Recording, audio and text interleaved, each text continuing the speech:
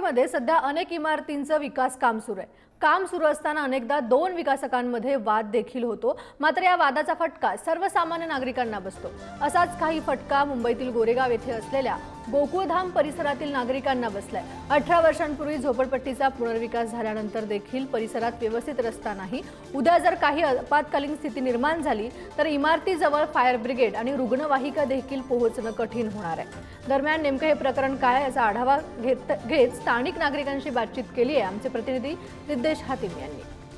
किती वर्षापासून तुम्ही इकडे राहतात आणि काय त्रासाला तुम्हाला समोर जावं लागतं? गेली 40 वर्षे बंगाली कंपाऊंड मध्ये राहतो।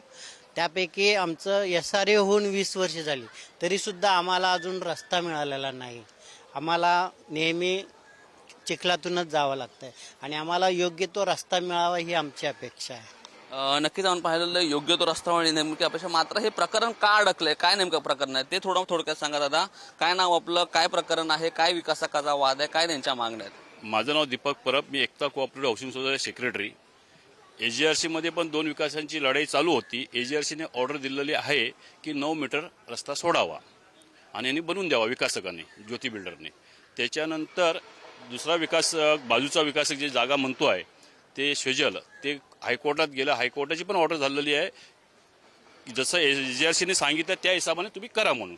पण अजून SRA चे अधिकारी तेच आहेत, ऑर्डर पण तीच आहे, पण अजून रस्त्याचा पत्ता नाही। 3 महिने होऊन गेलेले आहेत का कोर्टाने AGRC ने सांगितलं होतं की 3 महिन्यामध्ये करावं, ही त्यांच्याकडून अपेक्षा आहे। नक्कीच आपण काही जे महिला आहेत त्यांच्याशी देखील बातचीत करूया। ताई, काय सांगाल, किती वर्षापासून तुम्ही इकडे राहतात?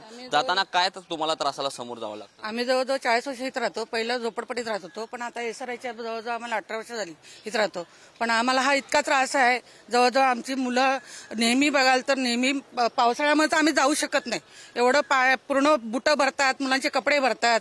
आम्ही काय काय वेळेला आमची मुलंही पडतात, त्यांच्याबरोबर आम्हीही पडतो हाताला धरल्या कारणाने। तर आज एवढ्या वर्ष आम्हाला इथं रस्ताच नाही, तर आम्हाला रस्ता मिळवून द्या एवढीच आमची अपेक्षा। दुसरं काहीच आम्हाला करायचं नाही की बोलायचं नाही। नक्कीच अजून देखील काही महिलांशी बातचीत करू। काय सांगाल आजी, किती वर्ष आले इकडे राहतात आणि काय त्रासा समोर जावं लागतं? झाली मला इथे, पण हा रस्ता बराबर नाही। आता आम्ही वयस्कर माणसं कशी जाणार या रस्त्याने? जायला जमत नाही आम्हाला, कुठचाच रस्ता आम्हाला नाही आहे बरोबर। हा आता पावसाळा झाला, पावसातून आम्ही खाली येऊ शकत नाही, घरी बसायला लागतं आम्हाला रस्ता पाहिजे।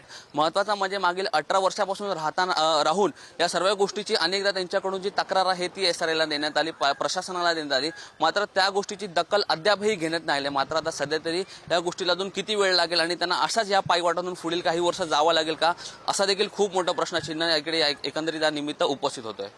व्हिडिओ जर्नलिस्ट रोशनसह मी निदेश हातीम, पुढारी न्यूज, मुंबई।